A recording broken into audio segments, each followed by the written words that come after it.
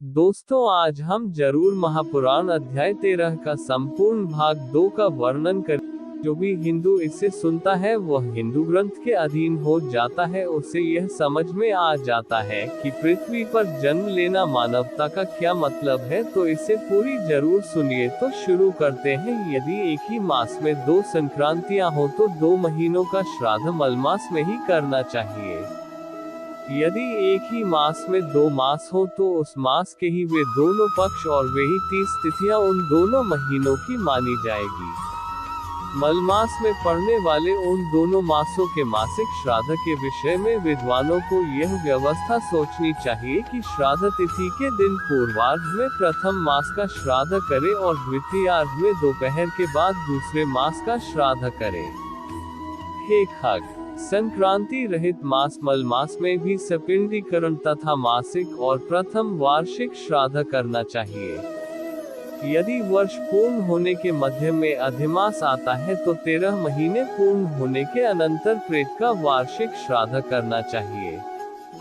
संक्रांति रहित मास में पिंड रहित श्राद्ध, आम श्राद्ध और संक्रांति युक्त मास में पिंड युक्त श्राद्ध करना चाहिए।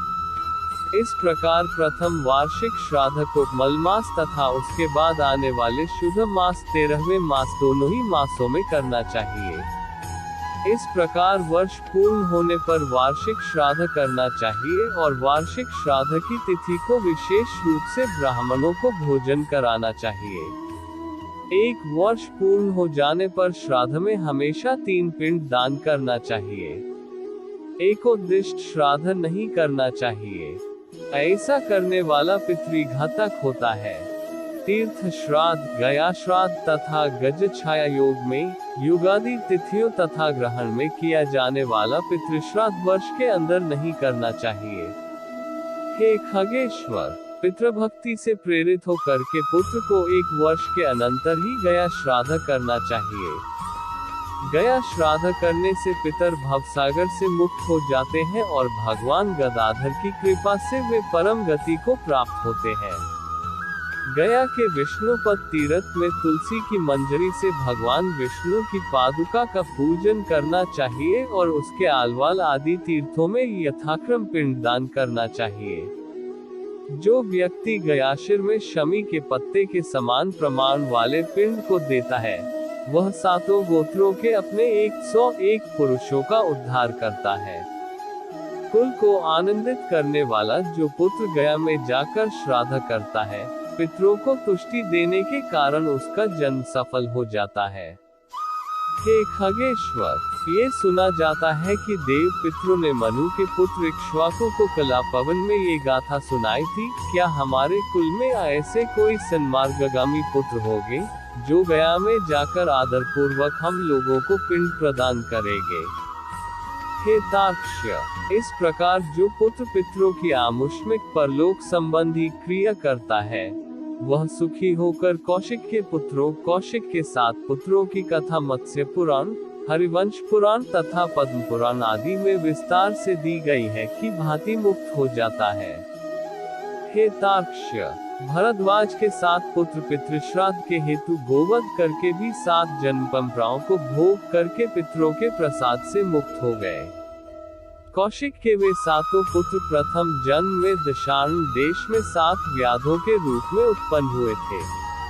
इसके बाद अगले जन्म में वे कालजब पर्वत पर मृग के रूप में उत्पन्न हुए।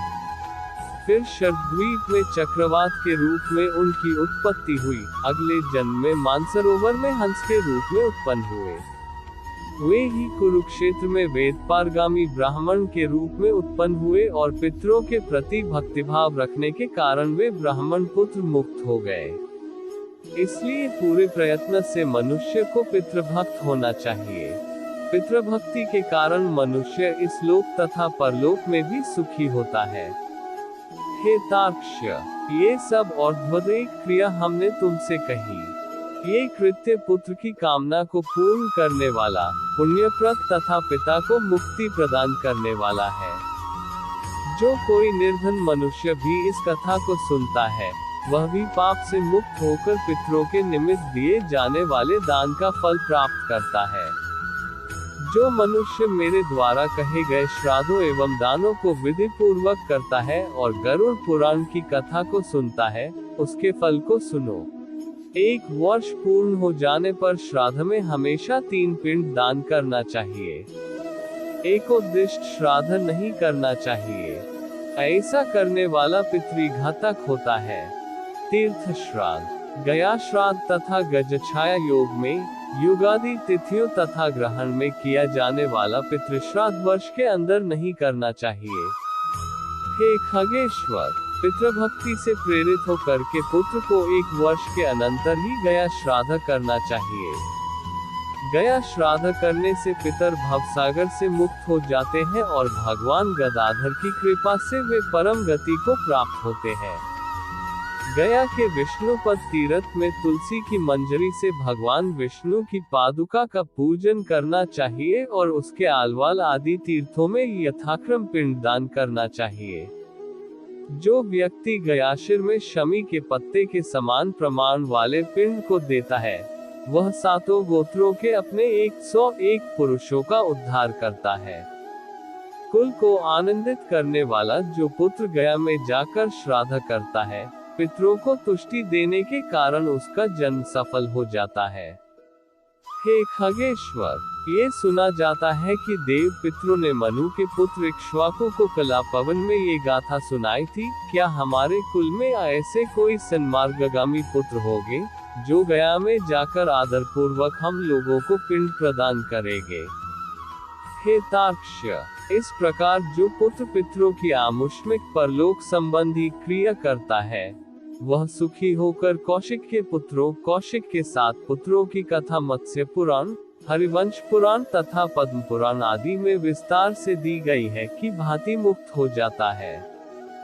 हे तार्क्ष्य, भरद्वाज के 7 पुत्र पितृश्राद्ध के हेतु गोवध करके भी 7 जन्म परंपराओं को भोग करके पितरों के प्रसाद से मुक्त हो गए। कौशिक के वे 7 पुत्र प्रथम जन्म में दशार्ण देश में 7 व्याधों के रूप में उत्पन्न हुए थे।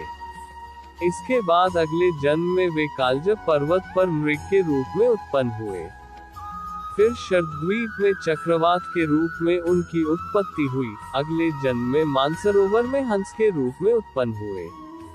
वे ही कुरुक्षेत्र में वेदपारगामी ब्राह्मण के रूप में उत्पन्न हुए और पितरों के प्रति भक्तिभाव रखने के कारण वे ब्राह्मण पुत्र मुक्त हो गए।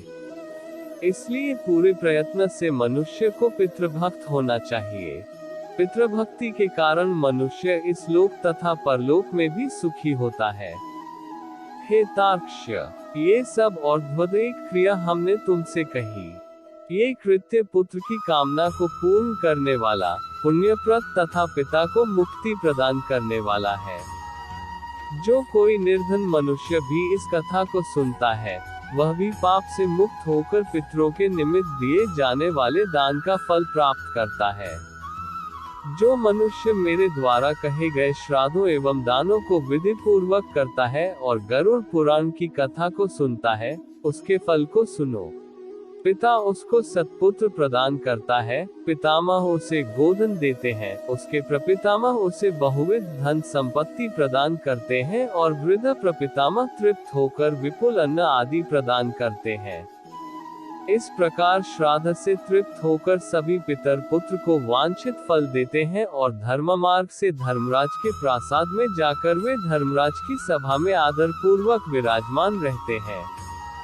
सूत उवाच, सूत जी ने कहा, इस प्रकार श्री विष्णु जी से और्ध्वदैहिक श्राद्ध दानादि विषयक महात्म्य सुनकर गरुड़ जी को अपार हर्ष हुआ। इस प्रकार गरुड़ पुराण के अंतर्गत सारोद्धार में सपिंडादि सर्वकर्म निरूपण नामक 13वां अध्याय पूरा हुआ। धन्यवाद।